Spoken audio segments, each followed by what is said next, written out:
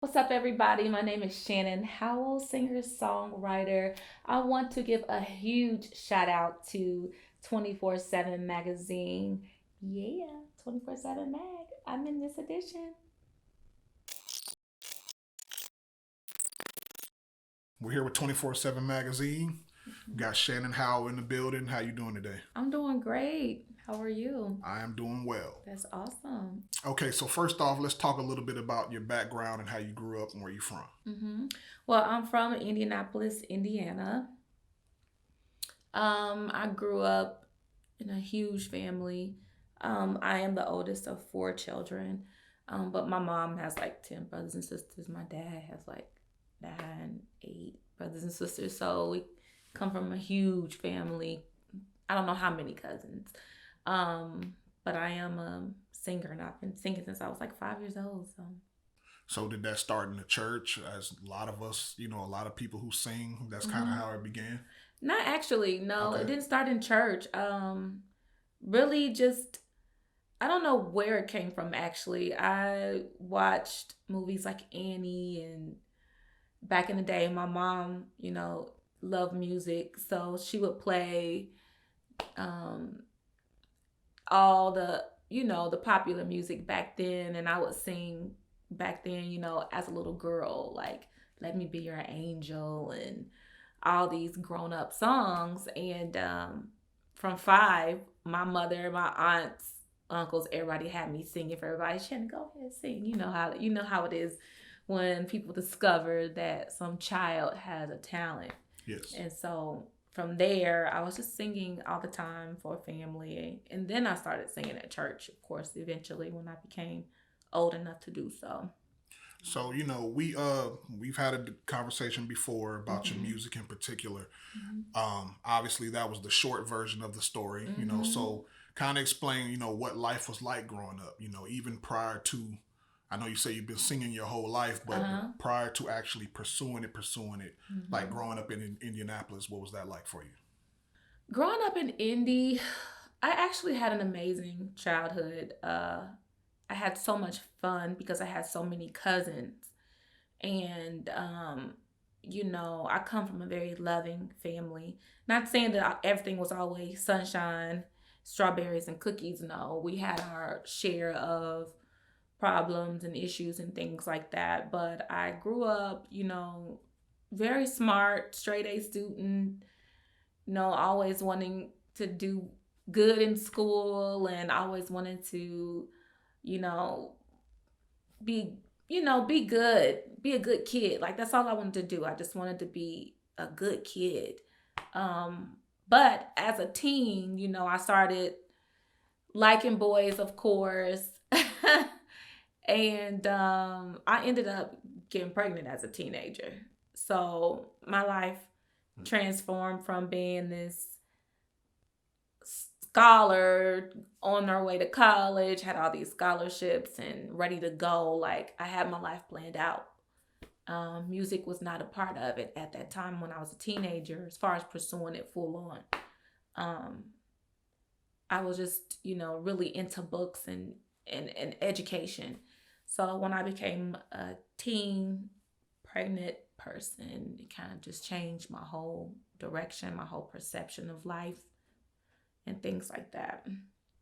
So after and what age was that? You say a teen. I was 15, Okay. 15 years old.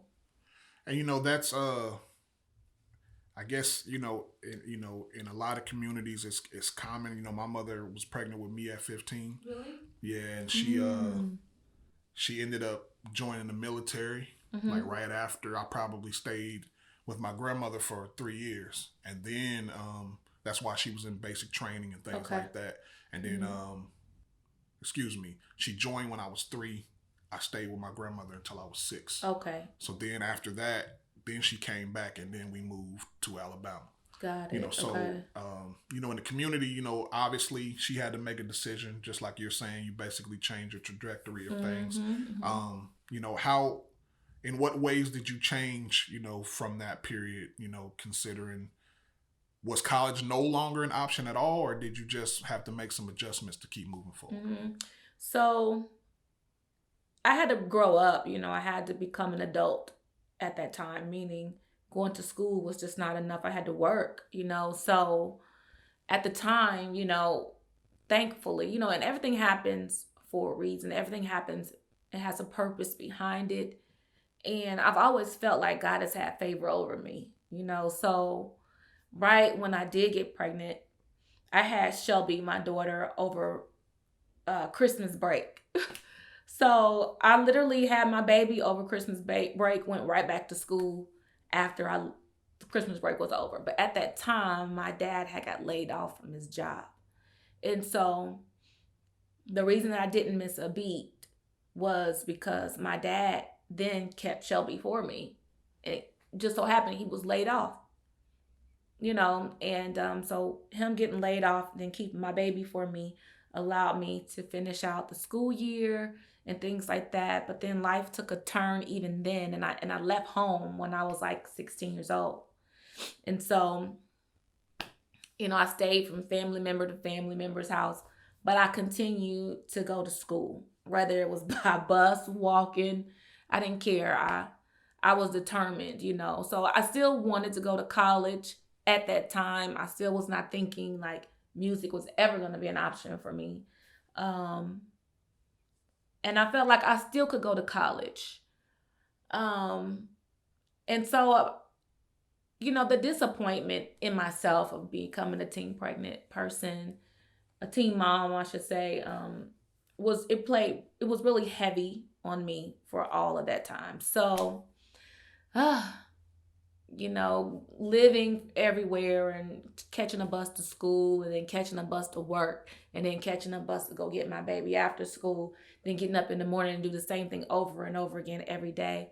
Anybody would have gave up, but something clicked in me like, I can't give up. Like I refuse to be on welfare. Not something saying that there's something wrong with welfare, but I just didn't want to be that teen mom. And so, I just worked and went to school, and then 1995, I graduated from from high school with the rest of my class. And thank God, for that. And then right after that, I got my own place. And right after I graduated is when I started like, wait a minute, I can sing. I can really sing. Let me see what this is about, And so I still went to college and I graduated from college. I had me and my mom, we went through a few things at that time, but I got it together. Like, I'm like, I need my mother. There's no point in with me fighting with her when she's doing nothing but trying to love me. I made that up like years ago. I didn't want to be that girl that just had this terrible relationship with my mom when my mother she never deserved that. So I got that together. And then my mom, my grandma, aunts, cousins, everybody helped me. And with the help of like literally my family, I was able to graduate from high school, graduate from college. I went to beauty school. I was just doing everything. I just refused to like give up. And by the time I was 19, I was in the studio for the first time. And I was at Ty Scott Studios, which at the time, Ty Scott was really popular in the gospel, market. And I wasn't in there doing gospel music, though. That's the thing. But it was my first time hearing myself recorded. And it turned something on in me that hasn't gone away to this day, all these years later. So 19 recording with Dr. Scott, he owns Ty Scott. I met his son. And that's how I got into recording music. Nathan Scott. That's his name, Nathan Scott. Mm-hmm. All right. So during that time period, Indianapolis is not known as a big music or entertainment market, but there's a lot of exceptional talent who's come out of there. Uh-huh. What was that time period like for you during the Indianapolis days making music? Well, it was like rappers. So R&B singers were not popular in Indianapolis back then. We were partying a lot. Indianapolis was a party city. Like if you were under 25, there was a place to be. You know what I'm saying? And we had a great time, a great party scene, skating rinks, clubs, under 21 clubs, over 21 clubs and things like that. So it was party, party, party. So all the rappers and stuff, when we had a lot of local rappers that were really putting a lot of effort and stuff like Prinny, Mo, Wiz, Little Nut. I mean, it was a bunch of them. And at the time, Shorty Shortcut, um, it was all rappers. So for me, being a singer, I got on by getting on hooks. You know what I'm saying? And then I've always written music. Like I've always been a writer, like from when I was a child, just writing music, writing poetry, things and that of that nature. But it turned around for me when I met David.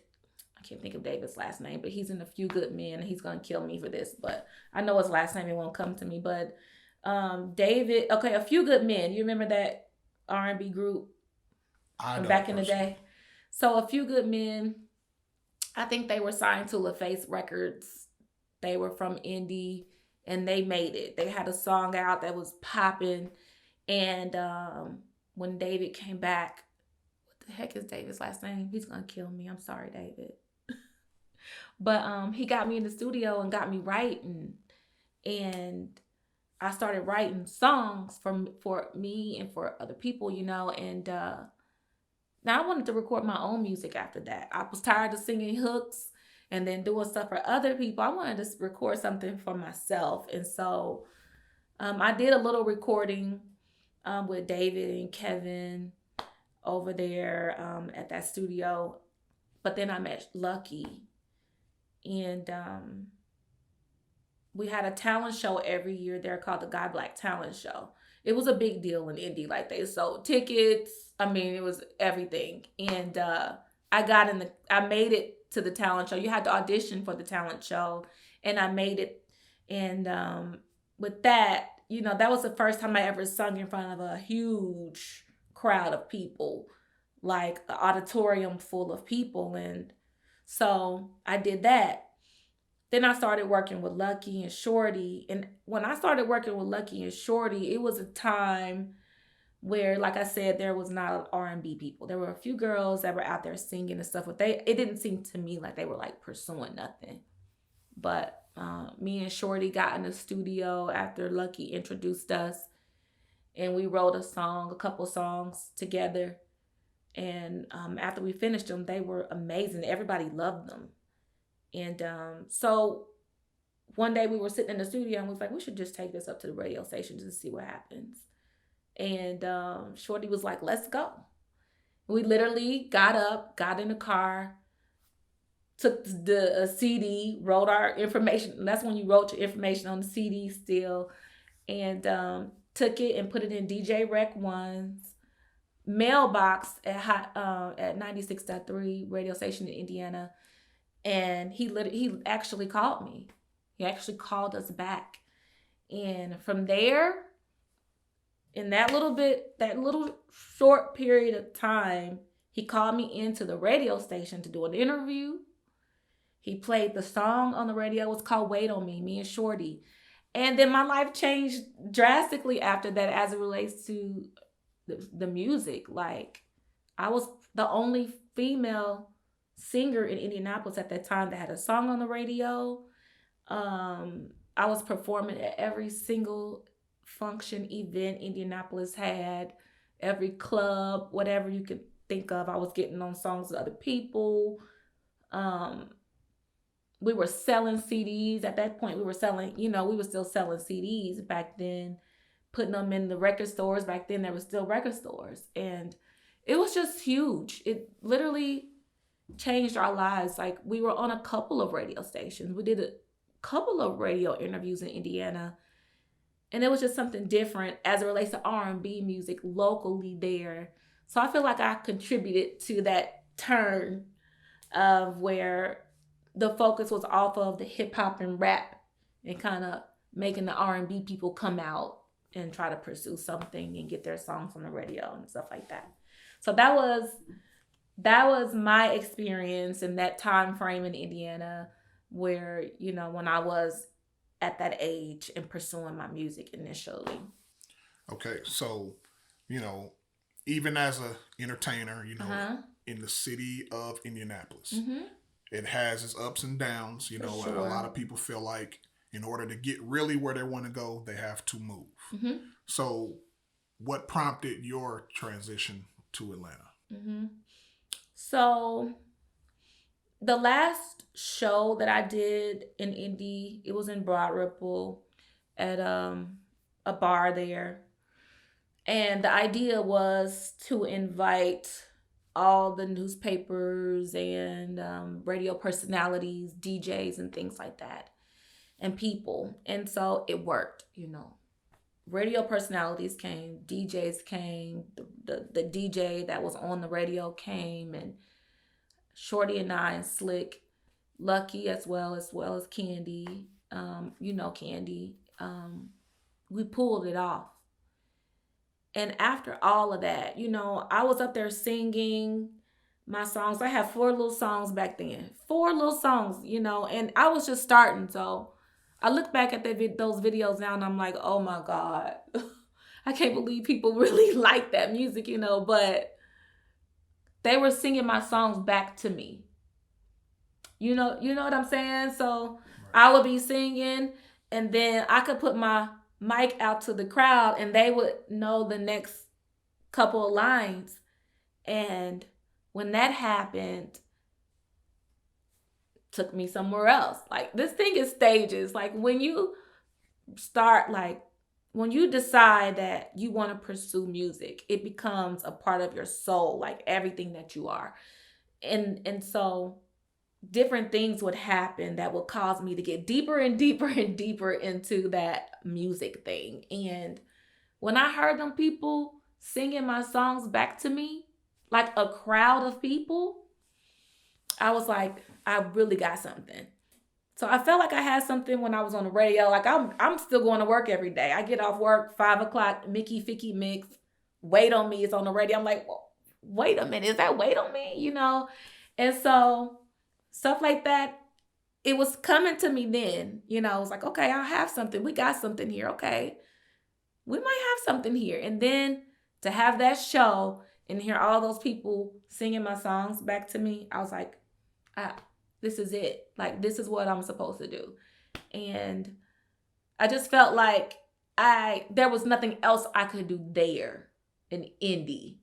You know what I'm saying? So I felt like what I had, I could take those little songs and go to somewhere else, which I chose Atlanta, and see how I can expand on that. See where I could go with that. Because if I can get people who don't know me to know the music and sing it back to me and sell out in record stores, my CDs, and have people come out and support me, I damn sure can do it outside of Indy. And who knows what could happen after that. That was my mindset. And I made a decision after that show that I was moving to Atlanta. And so that's what got me here. I just felt like I had outgrown Indy. Not saying that Indy is a bad place. It's a great place. But as far as what I was trying to do with my career, I'd outgrown it. And I felt like there was a plateau. Like, I couldn't go any further than where I was there. I had to go where music was. And at that time, it was Atlanta. And that's what brought me here. Now, you know, I hear it a lot, you know, in the industry as a whole, especially from people from our city. There's a lot of people know I'm from Indianapolis as well. And one thing that people don't know on the outside looking in is how much influence I believe that Indianapolis has had on other markets. Yeah. You know, and particularly, you know, they talk about Atlanta a lot, and, you know, obviously Atlanta does what they do, but they still, a lot of times they leave out the fact that Babyface and LaFace, you know, is from Indianapolis That's right. originally. Uh-huh. And to come down here and create everything that came up under that, we have a lot to do with that. That's And I don't right. think that's mentioned a lot. So, just based on what you know, what can you tell some of our listeners, our watchers, who actually is from Indianapolis that has made it big? Well, of course, after seven, Babyface, some of the members of Confunction, um, from Indiana, of course, the Jacksons. I mean, um, John Cougar Mellencamp, I believe. Okay. I believe. You know who I'm he is? not sure. Is it Mellencamp or who I is know it? Letterman is from there. Brendan Fraser, the actor. Uh huh. Uh, Michael Michelle, that actor. okay. Actress Vivica Fox. Okay. Straight from Indianapolis, around the corner from where I grew up. She's from there. I'm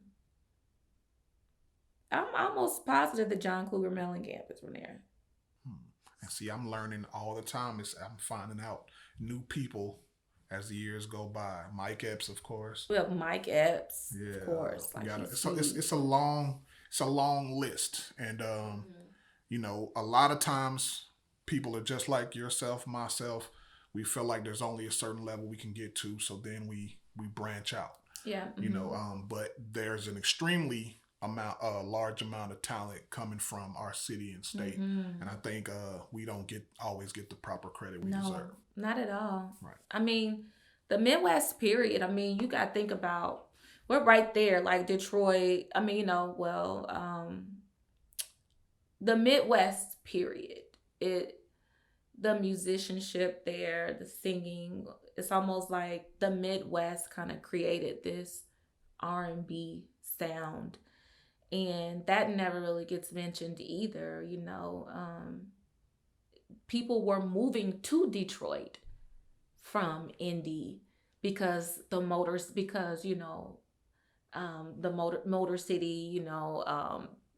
Motown was there. So just like here, but Detroit birthed a lot of R&B, and then a lot of these musicians and stuff that created a lot of the sound, they moved there, and a lot of them came from Indy. At one point, Indiana was known for its jazz musicians and things like that. There's the whole Indiana Avenue, downtown Indianapolis.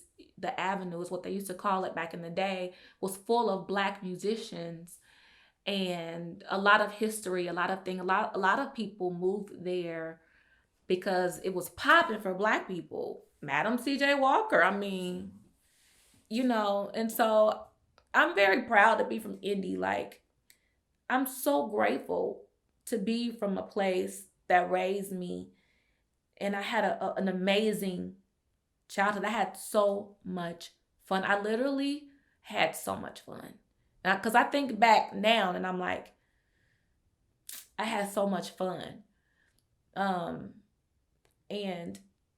just the music. Like, I did grow up in church, I grew up in church, even though, I felt like I let my church down when I became a teenage mother back then. But, I still kept going. But the music that those Midwest churches put out, especially in Indianapolis, there's a lot of church history there too, as far as gospel choirs is concerned. A lot of people don't bring that up either, but Indianapolis has it going on as it relates to music. So, once you got down to Atlanta, did you immediately continue into the music, or what happened there? Yes, I did. I worked, I got me a job before I moved down there because I've just always been the type where I'm like, I'm not living in my car and homeless to pursue my singing career. I think I can work and do both. In my mind, it's taking me longer, but I felt like I could do both. I couldn't afford to be homeless, no money, no way to feed my daughters. By that time, I had 2 kids by the time. And so I worked. But I immediately started working with people. Like I started meeting I had a Hummer.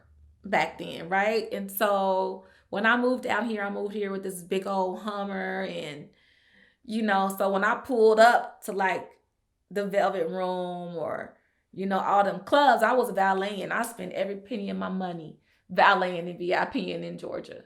I'm gonna tell you, but it was all for a purpose.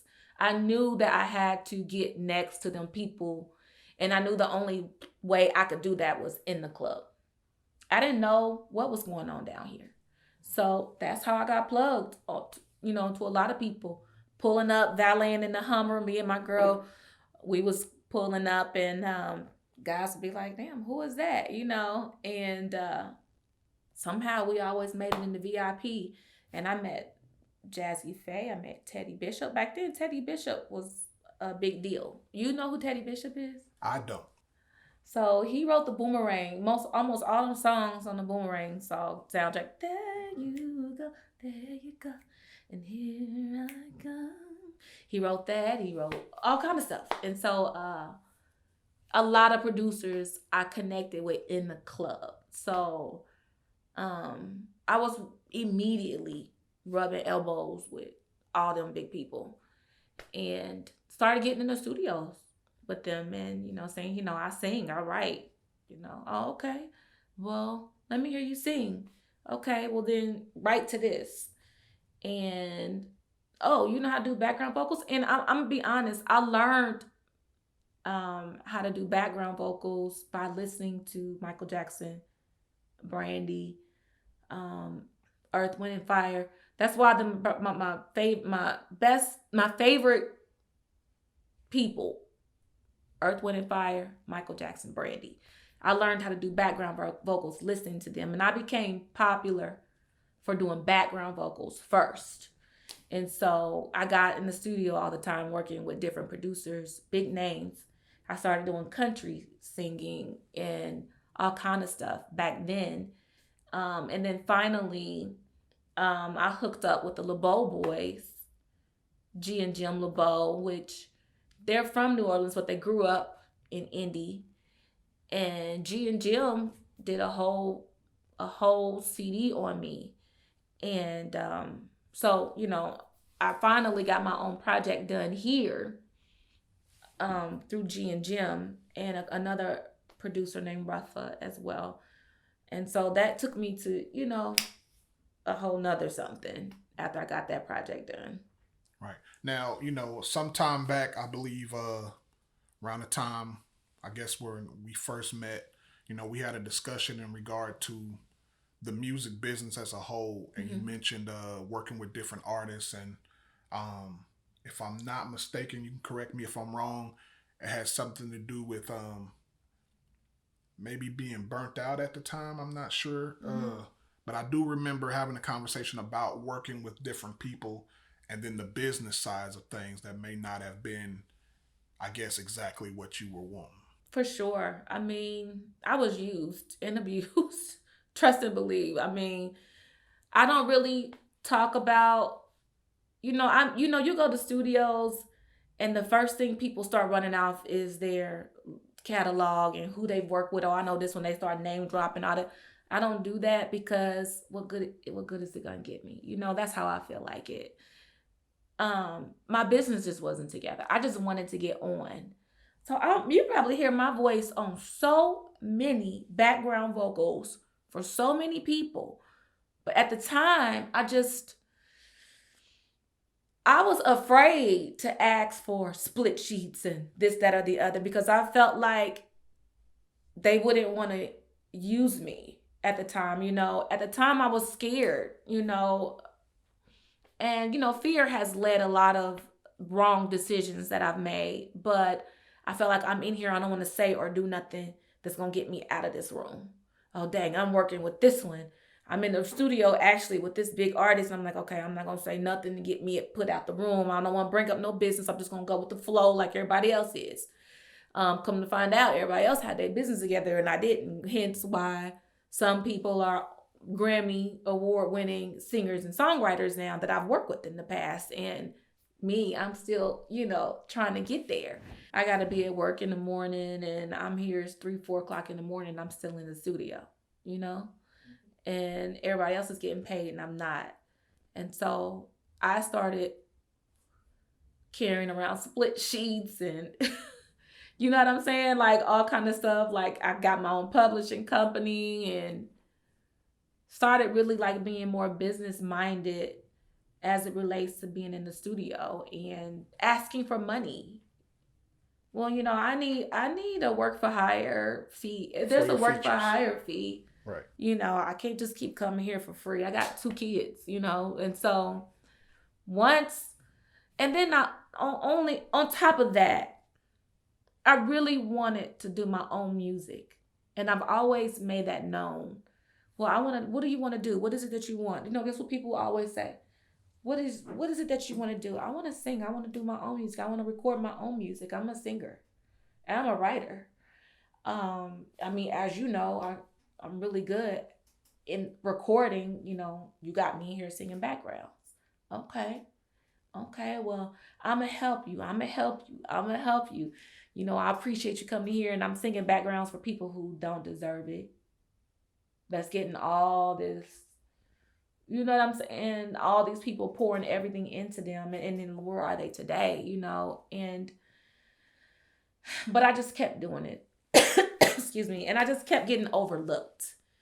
And that being overlooked as a person that they would put the same effort and energy into as the people that they were hiring me to sing their background vocals for in the studio. Like, why am I getting overlooked? And now that started to mess with me. And then that's when I just started kind of like fading away, slowly but surely. Where I used to be in the studio 3-4 nights a week turned into once, twice, once every 2 weeks to nothing at all.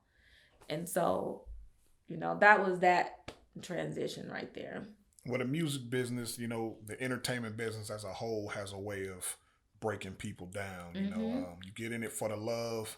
Obviously, you want to generate some type of revenue from it. You want to build a career from it. But a lot of people end up getting taken advantage of. And I think that's pretty much all across the board. It's the blueprint. Yeah, everybody's felt that in some form or fashion on the way. I feel like people who, if you've been there, once you get to where you're trying to go, don't do the next set of people that way. Exactly. And that's what happens. People get caught up in that cycle, and but it ruins lives. We see it. We see it with social media influencers, YouTubers. I've seen people who came in and were doing very, very well, popular, and now they're having all types of mental issues, and they're going through depression and suicidal and things like that. So it's a dirty game. Ooh, it is. I think information like this is great for the people coming after us because it lets them know. I don't know that everybody necessarily listens because people are still taking bad deals to this day. But the best we can do is try to get it out there and let people know. For sure, definitely. The thing is that you have to understand that everybody's not going to be like you. So you might have a good heart. You might really love what you're doing. You might really see the sunshine and the butterflies in music, the art. But once somebody gets on, once they make it, they don't see the sunshine and the art. They see the money. And I've realized that. And the hardest thing that anybody is going to have to deal with coming up is dealing with the people who've already made it, as far as producers and things like that. You'll never be good enough until you've made it. Then they'll come for you. Like, you know what I'm saying? Like, right. You can go let them hear your music. They gonna turn it down some. They gonna, they gonna get on their phone. They gonna disrespect you while you playing their music, all kind of stuff. But they play their stuff, or anybody that they're working with, it's gonna be loud and great, and everybody gonna be jamming to the music and stuff in there. It's always gonna be an insult. But I encourage a person that's out here trying to get it. Don't let that bother you. Because guess what? I've wasted so many years letting that bother me. letting that right there, that whole thing that I just gave you, that scenario. I spent so many years letting that bother me. It bothers me to my core when you've gone to the studio, you done spent all this money, time, and effort on recording music. Then you take a meeting with somebody and you play your music and they're just so disrespectful. Or they may tell you it's trash and then it show up on their album. I've seen that a gang of times and I've been there. I wouldn't doubt that that's not happened to me because when I first came here, I took a meeting at Hitco Publishing Company. I don't know if you remember Hitco with Shakir. Okay. He actually liked me, and then the crazy thing is, the man passed away. The man passed away. Shakir Stewart, right? Yes, yeah. And so I just think everything happens for a reason. You know, some reason that it wasn't meant for me to get to work with that man or whatever. But the music that I brought down here before, when I first came, I'm positive that I've heard it in some shape, form, or fashion in some other people's work. I could name stuff, but I won't do it because what is it going to get me? I can name a specific song that is identical to, because I remember I told you I had 4 little songs when I came down here. I was letting everybody. By that time I had a CD, had them on CDs. I was giving them to everybody. So you know, I hadn't made it yet. So you think somebody didn't say, oh, okay, this is nice little, let me twerk this a little bit. Oh, I like that background, you know, this, that, or the other. I'm positive that at least 2 songs on my little CD that I have when I came here that I've heard that made it. So, you know, I didn't get upset or angry about that. I was like, okay, I'm doing something right. I'm doing something right. You know what I mean? That's funny to me because it's like, I've been there as well, you know, because I was doing music early on too. And in my case, I actually have significant proof that that's what happened. I said I'm gonna tell the story one day. I don't know when, but I will do that at some point. But you know, it's like I said, we've all been there, and I had the same feelings, you know, riding in the car. And then hearing a song like, man, you know, great minds think alike. Yeah. And then you spend a few more seconds like, hey, that's mine. That's me. That's you know what? So, yeah, I've been there before as well. And it makes you feel good because it's like, okay, my music was good enough to be taken. But then at the same time, after the afterthought is you know, how disrespectful it is. Evil. You could have reached out to me. You could have gave me some type of credit. You could have threw me a couple dollars, something. But you just took it completely, and then everybody's telling you that your lyrics and your song is the best, and you just the dopest out here, but you done ran over somebody to get there. So, exactly. Yeah, so you know, it happens more often than not. And social media era where everybody's stealing pictures and all types of quotes and all kind of stuff. It's like it's a wild, wild west out here now, which makes it worse. You know, so with that being said, you know, moving forward now, you're actually you've released a project. Let's talk about that project. Love Train. Love Train is like the rebirth of Shannon Howell. So many things have happened in my life since I even started writing the music for Love Train. And so every time there was a stumbling block, there was a roadblock, there was a sickness, there was a death, there was a pandemic. I mean, so much stuff. And I'm like, you know, so many times I've quit. I just quit. I just don't want to do this. I'm tired of it. You know, I had got caught up in gigging. And I don't say that in a derogatory way because it shaped and molded me into the singer that I am today. I have been singing with bands for some years now. And singing at these clubs and bars in Georgia, Alabama, wherever I'm called to sing, Indianapolis even.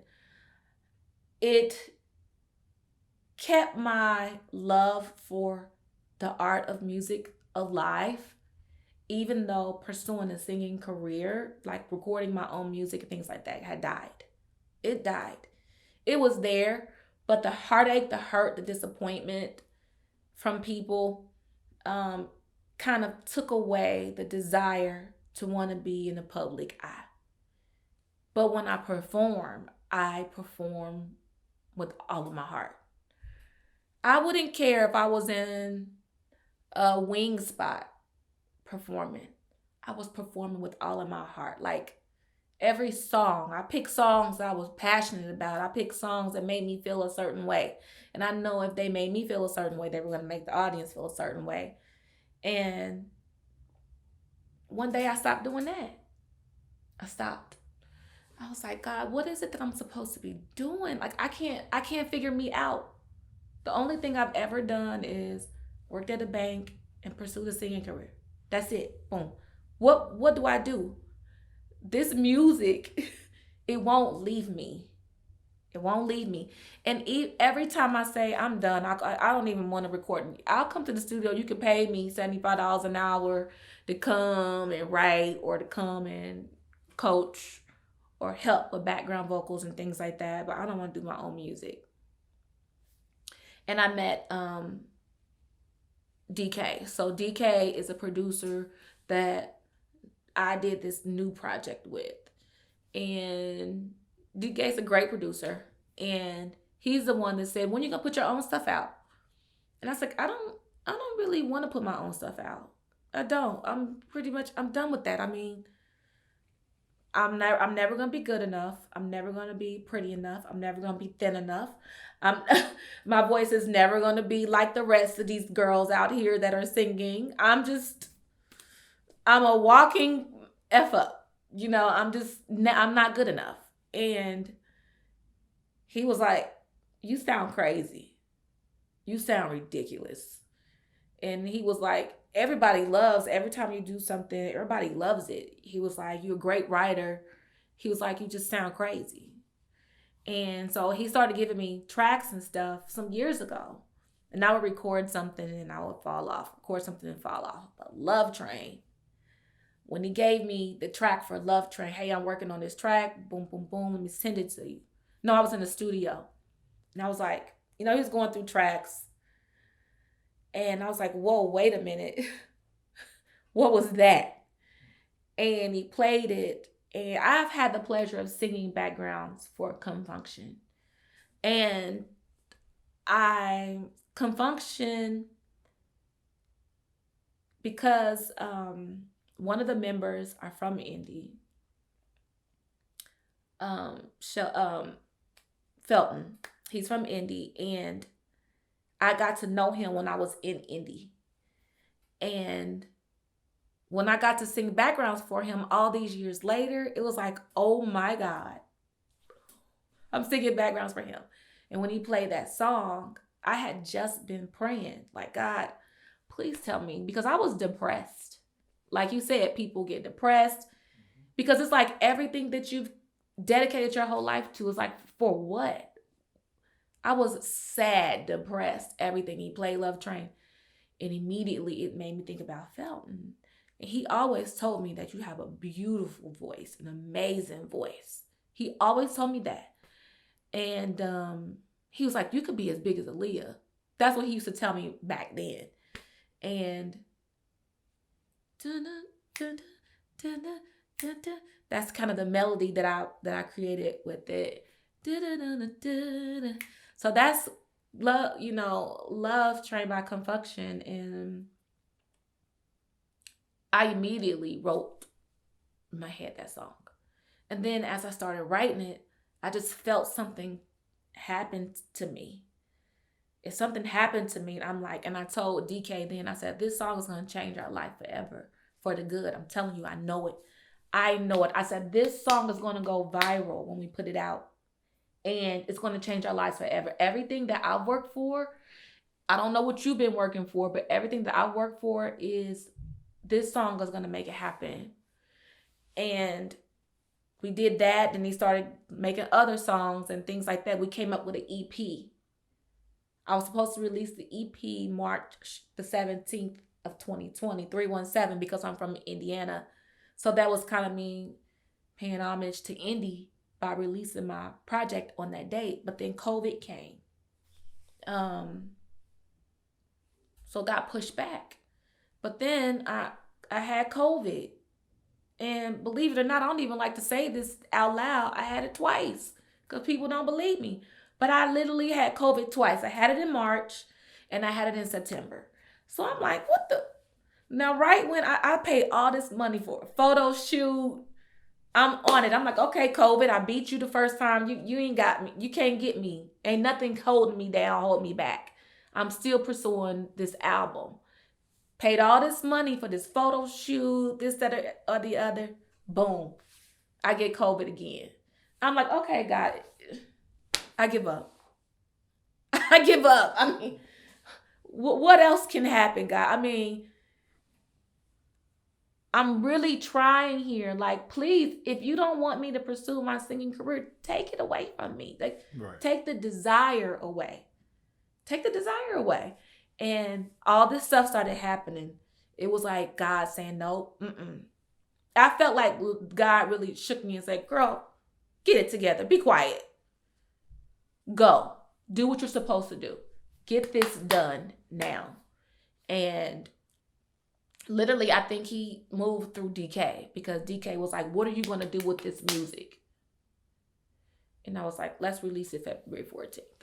And from there, you know, in the meantime, I had been recording other music, but we just took some songs from what we did before to add to what I had recorded for the EP and made the album Love Train, which is what I released on February 14th of this year. And that's how Love Train came. And Love Train is actually the first single as well. Mm-hmm. What are some of the other records on there that you plan on releasing as singles too? He's a Winner. Okay. He's a Winner. It's just, you know, I just like it. You know, I'm just talking about men. Like, no, he's a winner. You know, I come from Indiana, I grew up around, I ain't gonna lie, drug dealers, and that's what I grew up around. Drug dealers. I'm sorry, it's just what it is, you know. That's what it is. The 90s, everybody was selling dope in Indy. That's just what it is. So I said he's a winner, jumping in and out of cars like a dealer. And what I meant by that is when I grew up, the dudes who were like really something were dealers. But then I went on to say, I like CEOs of companies. I like this, that, or the other.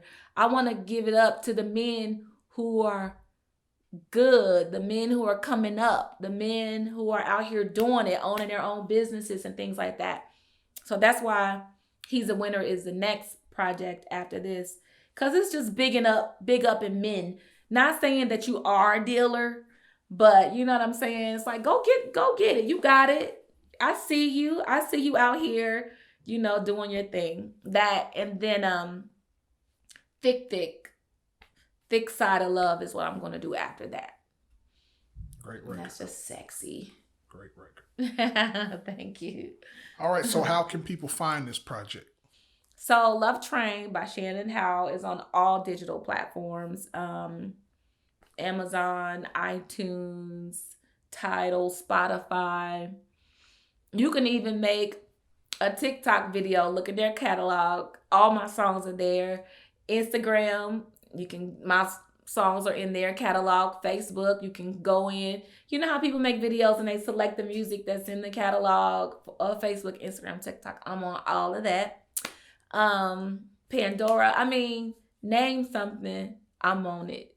And it's just an amazing feeling, like, just to be out there like that. My expectation is, I don't really have an expectation. I said, you know what? God told me to move, so I'm moving. And what comes from it is what comes from it. I feel like it's going to change my life forever. I feel like there's more to come. Like, the stuff that I got coming up, I can't even speak on it. You know what I'm saying? But I'm just excited. And I knew that Love Train, that record itself, would change my life for the better. And the producer, I mean, you know, if he wants his life to be changed, I can't speak for him. But for me, it's changing my life. And I'm just so happy and I'm just so excited again about my abilities, my talent, what I've dedicated my whole life to. The sacrifice that I've made, it isn't in vain. And for a minute, I thought it was in vain.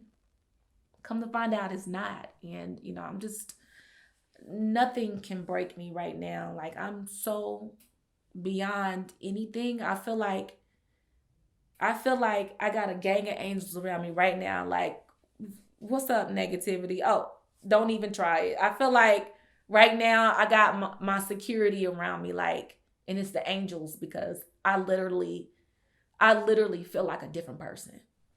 Mm-hmm. All right, Shannon. Well, I appreciate you coming by.